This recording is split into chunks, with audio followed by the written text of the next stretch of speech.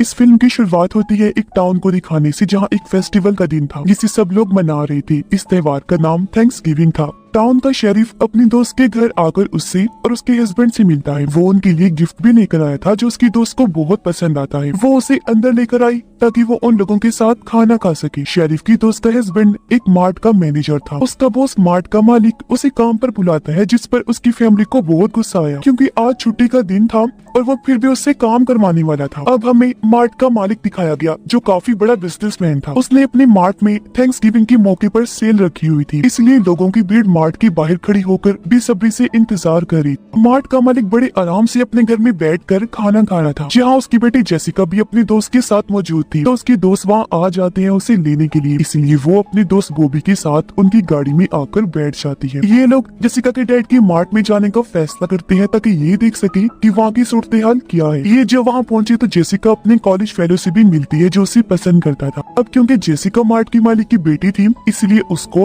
और उसके दोस्तों को अंदर भेज दिया जाता है। इस बात से बाहर खड़े लोगों को बहुत बुरा लगा, खास तौर पर एक लड़का और एक औरत बहुत ज्यादा गुस्से में बोल रही थी। वो वहाँ के बैरियर गेट गिरा देती है, जिससे सारे लोग अंदर घुसने लगे और एक ही पल में वहाँ अफरा तफरी मच जाती है और अब लोग सारा ही सामान उठाने लगते हैं जैसे ये फ्री का है। इस धक्का मुक्की में बहुत सारे लोग गिरकर मारे जाते हैं। सामान हासिल करने के लिए लोग इस कदर पागल हो गए थे कि उन्हें ये फर्क नहीं पड़ रहा था कि कौन मर रहा है और कौन जिंदा बचा है। शेरिफ की दोस्त को भी धक्का लगा जिससे वो नीचे गिर गई। उसका सर बुरी तरह फट गया, इतना खून बहा कि मौके पर ही उसकी मौत हो जाती है। वो भी जब किसी जख्मी आदमी की मदद करने गया तो कोई उसके ही हाथ पर पैर रख देता है। उसका हाथ टूट गया जिससे वो बेचारा खुद ही जख्मी हो जाता है। और इसके बाद कहानी 1 साल के बाद की दिखाई जाती है। थैंक्सगिविंग का मौका था, सभी लोग काफी डरे हुए थे क्योंकि उन्हें लग रहा था कि जेसिका के डैड फिर से सेल लगाएंगे और पिछले साल की तरह इस साल भी मैसेकर शुरू हो जाएगा, यानी कत्ले आम। चीजों की लालच में आकर लोग मारे जाएंगे। जेसिका की दोस्त ने वीडियो बनाकर उसे इंटरनेट पर डाल दिया था जो काफी ज्यादा मशहूर हो गई थी। पर जेसिका के डैड अभी भी रुकने वाले नहीं थे। वो एक बार फिर मार्ट खोलकर सेल लगाने का फैसला करती है ताकि वो और ज्यादा पैसे कमा सके। पर बाकी लोगों की तरह जेसिका भी ये नहीं चाहती थी क्योंकि उसने मार्ट में अपनी आंखों से लोगों को मरते हुए देखा था। और वो औरत जो पिछली साल सेल में सबसे ज्यादा गुस्सा थी,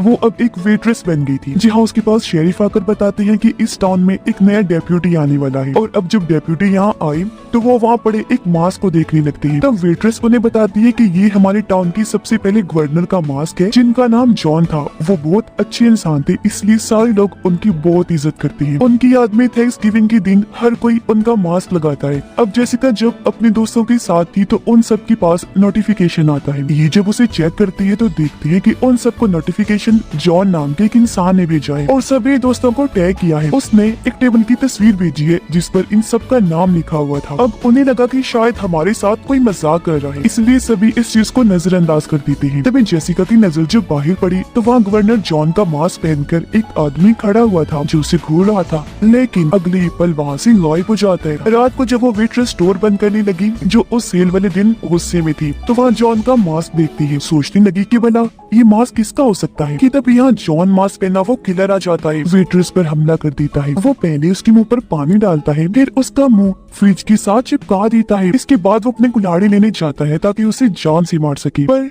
इतनी ही देर में वेट्रेस खुद को आजाद करके यहाँ से भागने लगती है, पर किलर उसे देख लेता है। वेट्रेस वहाँ पड़े डस्टबिन में छुपने की कोशिश करती है, लेकिन किलर गाड़ी में बैठकर गाड़ी उसे दे मारता है। ऐसा होने से वेट्रेस के जिस्म के 2 हिस्से हो गए और उसकी वहीं पर मौत हो जाती है। ऐसा करने के बाद वो उसकी लाश का आधा हिस्सा मार्ट की बिल्डिंग के ऊपर लगा देता है, लोगों में डर खौफ पैदा करने के लिए। सबसे पहले उस वेट्रेस औरत को शिकार बनाता है जो उस सेल वाले दिन गुस्से में थी और वीडियो में सबसे ज्यादा आई थी, यानी उसने मुफ्त का सामान पाने के लिए बहुत से लोगों को धक्का दिया। इस बारे में जब पुलिस को पता चला तो वो यहाँ छानबीन करने के लिए आते हैं। उन्होंने जब सीसीटीवी की फुटेज को देखा, पर क्योंकि टाउन का हर इंसान ने थैंक्सगिविंग के दिन वो मास्क पहना करता था, इसलिए उन्हें पता चल ही नहीं पाता कि आखिर वो किलर है कौन। ये देखकर जेसिका अपने डैड को कॉल करती है, कहने लगी डैड अब तो आपको कम से कम मार्ट नहीं खोलना चाहिए क्योंकि एक औरत का खून हो गया है। उसके डैड कहते हैं कुछ नहीं होगा, मैं एक्स्ट्रा सिक्योरिटी रखवाऊंगा, पर कैसे भी करके मार्ट तो खुलवा के ही रहूंगा। जिस पर जेसिका और उसकी दोस्त काफी घबरा जाती है।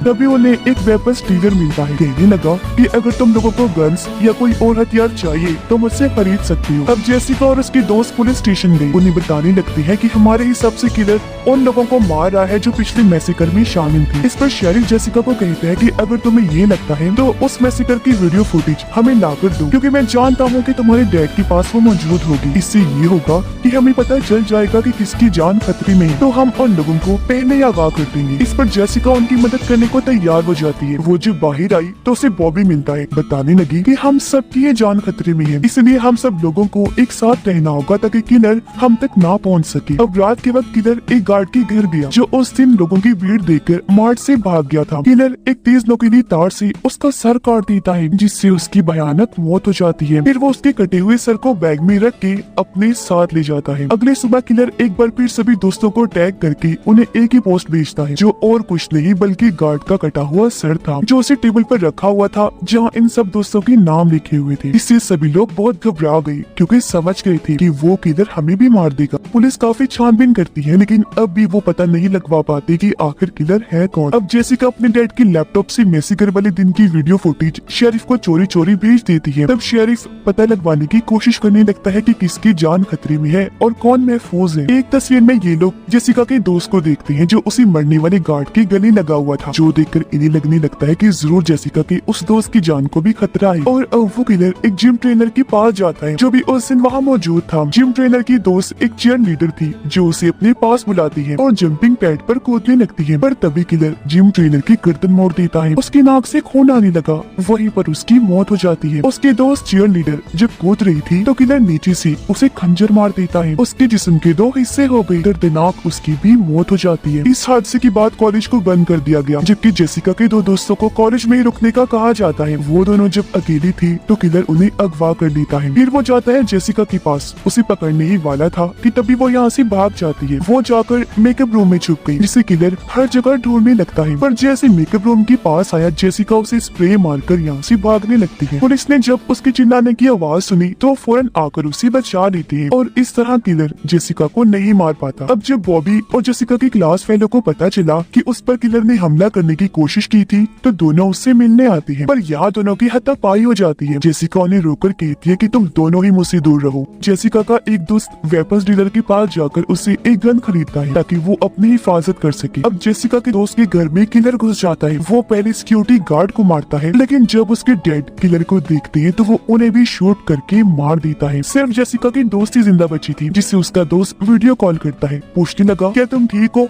अब महफूज जगह पर हो ना? जिस पर वो कहती है कि हाँ मैं ठीक हूँ, तुम मेरी फिक्र ना करो। कॉल के दौरान ही पीछे से किलर आकर उसके कान में कील घुसा देता है, जिससे उसका खून निकलने लगा, इसलिए वो भागने लगती है। वीडियो कॉल पर उसकी दोस्त ने ये सब कुछ देख लिया था, इसलिए वो फौरन अपनी दोस्त के घर आया ताकि उसकी जान बचा सके, लेकिन वो किलर उसकी गर्दन पर चाकू रख देता है। वीडियो पर उनके बाकी दोस्तों को ये सब दिखाता है, चिढ़ाने लगा कि तुम्हारे दोस्त मेरे कब्जे में है। जिसके बाद वो लड़की को एक ब्लेड पर गिरा देता है। उसके जिस्म के 2 टुकड़े हो गए और वहीं उसकी मौत हो जाती है। ये सब देखकर जेसिका के डैड फैसला करते हैं कि अब मैं मार्ट नहीं खोलूंगा, क्योंकि वहाँ इतने सारे लोगों की मौतें हो रही थी और उनकी बेटी की जान भी खतरे में थी। शेरिफ उन सबको मशवरा देता है कि हमें थैंक्सगिविंग के फंक्शन में शामिल होना चाहिए, क्योंकि वहाँ बहुत भीड़ होगी। इधर वहाँ जरूर आएगा, तब उसे हम फौरन ही दबोच लेंगे, जिसके लिए सब लोग मान जाते हैं।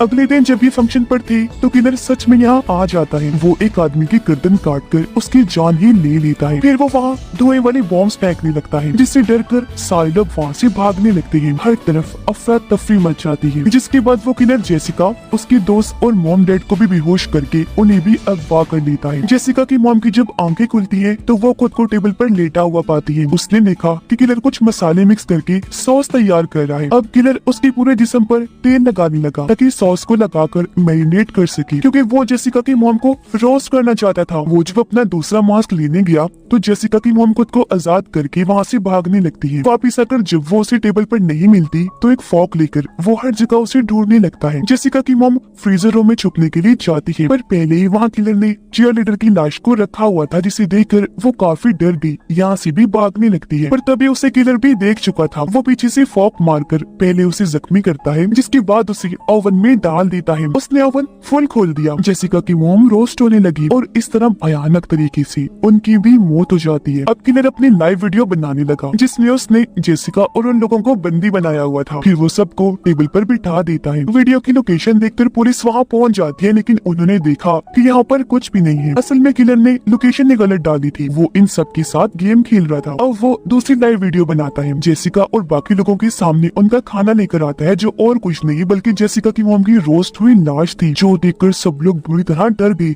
चिल्लाने लगती है। किलर उन्हें बताता है कि सेल और मुफ्त चीजें देने वाला आइडिया जेसिका की मॉम का ही था, इसलिए मैंने उसे रोस्ट करके ये हाल कर दिया और अब तुम लोगों को इसका मांस खाना होगा। बातों के दौरान जेसिका खुद को आजाद कर लेती है, साथ ही उसकी दोस्त ने भी खुद को छुड़वा लिया था। तो अब ये दोनों वहाँ से भागने लगे तो किलर उनका पीछा करने लगता है। वो जेसिका के दोस्त को मारने लगा, जिससे वो काफी जख्मी हो जाता है। फिर वो जाता है जेसिका के पास, जो जाली को पार करके उस तरफ जा चुकी थी, यानी वो यहाँ से भाग निकली थी। वो जब आगे पहुंची तो शेरिफ को वहाँ जख्मी हालत में बेहोश पाती है। बिल्डिंग में जाने पर वो बॉबी को देखती है, जो वो जॉन वाला मास्क उतार रहा था। इससे जेसिका समझ जाती है कि बॉबी ही वो किलर है जो सबको मार रहा है। शेरिफ को जब होश आई तो वो जेसिका के पास आया, तो वो उसे बता देती है कि बॉबी ये सब कर रहा है। ये सुनकर शेरिफ उसे शूट करने लगा, जो देखकर बॉबी यहाँ से भाग जाता है। उसे पकड़ने के लिए पुलिस जाती है, जबकि बाकियों को बचा लिया जाता है। शेरिफ जेसिका को बताता है कि हम तुम्हारी एक दोस्त और मॉम को नहीं बचा पाए, लेकिन तुम्हारे डैड और बाकी दोस्तों को बचाकर हॉस्पिटल भेज दिया गया है। जल्द वो सब ठीक हो जाएंगे। और अब तभी जेसिका शेरिफ के जूतों पर मिट्टी लगी हुई देख लेती है। वो चौंक गई, क्योंकि समझ गई थी कि किलर बॉबी नहीं बल्कि ये शेरिफ है, जिसने जंगल में मेरा पीछा किया था। अब तक शेरिफ को भी पता चल गया था कि जेसिका मेरी सच्चाई जान गई है, इसलिए वो उसे कहता है कि तुम्हें अकेले जंगल में जाना नहीं चाहिए था। ये कहकर शेरिफ ने दरवाजा बंद कर दिया और अब वो जेसिका को मारने के लिए आगे बढ़ता है। वो शेरिफ से पूछती है कि आखिर तुमने ऐसा क्यों किया। तब शेरिफ उसे बताता है कि मैं सारी जिंदगी अकेला ही रहा था, मुझे एक प्यार की उम्मीद मिली थी जो मेरी दोस्त थी। वो और मैं दोनों एक दूसरे को बहुत प्यार करती थी। वो अपने हस्बैंड को छोड़कर जल्दी मुझसे शादी करने वाली थी, लेकिन तुम्हारे डैड की सेल लगाने की वजह से धक्का मुक्की में वो गिर गई, वही उसकी मौत हो गई। ऐसा होने से एक बार फिर मैं अकेला हो गया। बस तभी से मैंने ठान लिया था कि मैं किसी को भी नहीं छोड़ूंगा। मेरे ऊपर शक न आए, इसलिए मैं जॉन का मास्क पहनकर सबको मारने लगा ताकि अपना बदला ले सकूं। उसकी बात पूरी होते ही जेसिका उसे फोन दिखाकर शुक्रिया कहती है, फिर बताने लगी कि अभी अभी जो तुमने बोला है मैंने उसे रिकॉर्ड करके लाइव चला दिया था, जिससे सबको पता चल चुका है कि तुम ही असली किलर हो। ये देखकर शेरिफ को बुरा लगा। वो उसे मारने के लिए आगे बढ़ता है, लेकिन तब यहाँ बॉबी आकर उसे बचा लेता है। जेसिका को लेकर यहाँ से भाग गया। ये दोनों ट्रक में बैठी और यहाँ से निकल जाती है। दोनों जब एक जगह पर आए तो जेसिका बड़े से बैलून में गैस भरने लगती है ताकि वो फूल सके। और अब जैसे किलर शेरिफ उन्हें मारने के लिए आया तो तभी जेसिका गैस वाले बैलून पर शूट कर देती है, जिससे वहाँ धमाका हुआ, आग लग जाती है। शेरिफ भी उसमें जल गया, जिससे इन्हें लगने लगता है कि वो भी शायद मर गया होगा। इसके बाद पुलिस यहाँ आकर छानबीन करने लगती है। यहाँ फायरमैन भी आए जो आग बुझाकर वहाँ से जाने लगते हैं। पूछने पर फायरमैन ऑफिसर को बताता है कि हमें यहाँ राख के अलावा कुछ नहीं मिला, यानी ये बात कंफर्म नहीं थी कि शेरिफ मर गया है या भी जिंदा है। अब जब रात को जेसिका सो रही थी तो उसे शेरिफ का ही सपना आता है, जहाँ उसे ये ख्याल आया जैसे शेरिफ मेरी अलमारी में छुपा हुआ है। पर जब वो अलमारी को देखने गई तो वहाँ कोई भी नहीं होता। पर असल बात तो ये थी कि शेरिफ अभी भी जिंदा है, क्योंकि जब आग बुझाई गई तो एक फायरमैन वहाँ से भाग रहा था, जो और कोई नहीं बल्कि शेरिफ ही था। और इसी भयानक एंडिंग के साथ ही इस फिल्म की कहानी भी यहीं पर खत्म हो जाती।